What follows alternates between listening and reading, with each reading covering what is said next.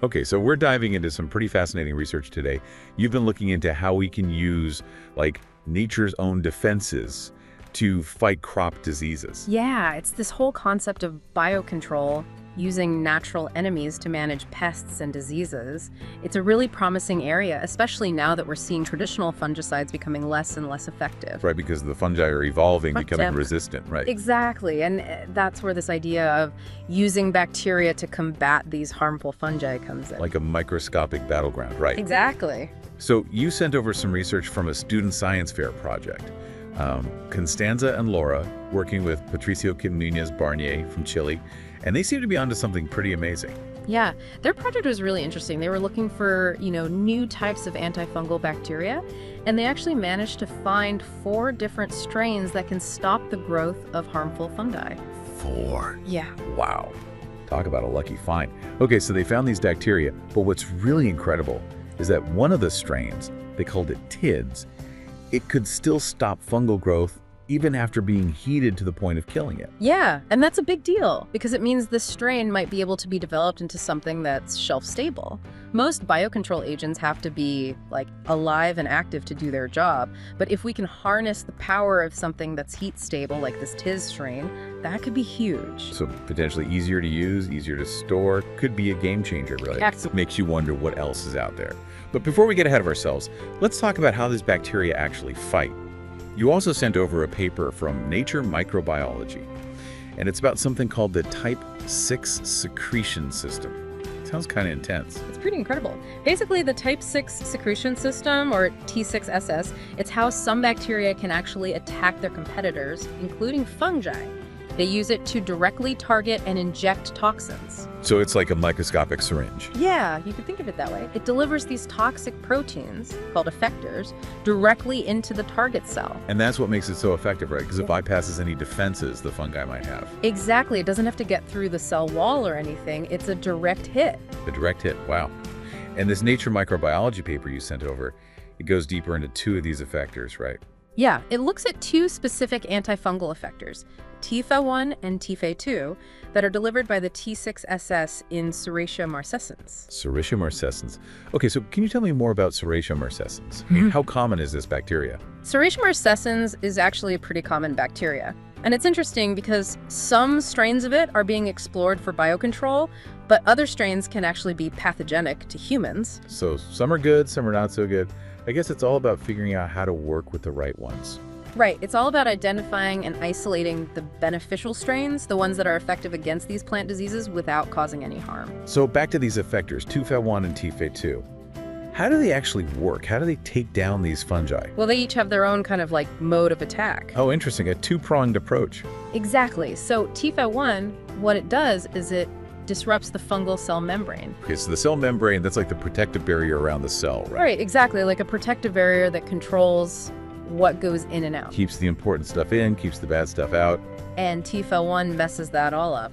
So it basically makes the fungus vulnerable. Yeah, it compromises the cell's integrity, and eventually that leads to the demise of the fungus. Wow, so it's like TFA1's breaking down the defenses, and then TFA2 comes in with a totally different tactic. Yeah, TFA2 is more about, sabotage. It disrupts the fungi's nutrient uptake and metabolism. It essentially starves it to death. That's pretty intense. This is a very effective strategy. It really is. I mean, no wonder these fungi don't stand a chance. But you mentioned earlier that Serratia marcescens, it can be both beneficial and harmful, right? Like, some strains are good for biocontrol, but others can cause problems. Absolutely, and that's a really important point to keep in mind. Not all Serratia marcescens are created equal, so to speak. So how do scientists make sure they're working with the right ones? The ones that won't, like backfire. That's where the research comes in. It's all about identifying and isolating the specific strains that have that track record of being effective against the fungi, but also safe for everything else. So it's really about precision targeting, finding the exact right tool for the job. Exactly, and that's one of the things that's so exciting about this kind of research. It's not just about finding something that kills fungi. It's about understanding these incredibly complex mechanisms and then using that knowledge to develop these really targeted solutions. So it's not just about replacing one chemical fungicide with another.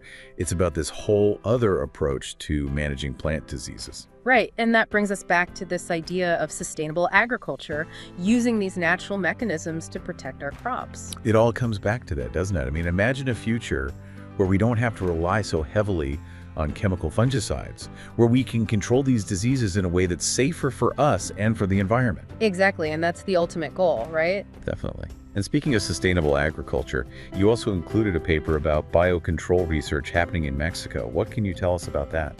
Yeah, this paper really digs into the importance of biocontrol research in Mexico, and they've got a point with all the different types of crops and ecosystems they have down there. It's definitely a hotspot for agricultural diversity. And that makes finding those sustainable solutions to plant diseases even more important. Absolutely. And what's really interesting about this paper is that it emphasizes the need for, tailored biocontrol solutions. Stuff that's designed with a specific region in mind. Oh, so what works in one place might not work somewhere else. Right, because you've got different climates, different soil types, even different types of crops. Makes sense. So it's really about understanding those local challenges. Exactly. Finding those microbial heroes that are already adapted to those specific conditions. It's like we were talking about before with that Serratia marcescens. It's about finding the right tool for the job. And this is what makes this whole area of research so fascinating to me. It's not just about swapping out one chemical for another. It's about working with nature. It's a completely different way of thinking about agriculture. Exactly. We're finally starting to understand that we can't just fight against nature.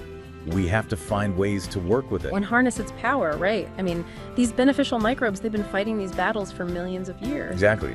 We're just starting to catch up. And the really exciting thing is we're only just scratching the surface. There's so much more to discover out there in the microbial world. It's mind-blowing when you think about it, right? All this potential is just waiting to be unlocked. So for our listeners who are now totally immersed in this world of antifungal bacteria and biocontrol, what would you say is the main takeaway from all this? I think the biggest takeaway is that we need to shift our focus. We can't keep relying on the same old methods. The future of agriculture depends on understanding and working with these incredible microbial communities. It's about embracing these new solutions, right? Finding ways to support this kind of research. Yeah. Because who knows? Maybe one of our listeners will be the one to discover the next big breakthrough in biocontrol. Now, wouldn't that be something? That'd be incredible. All right, well, on that note, till next time.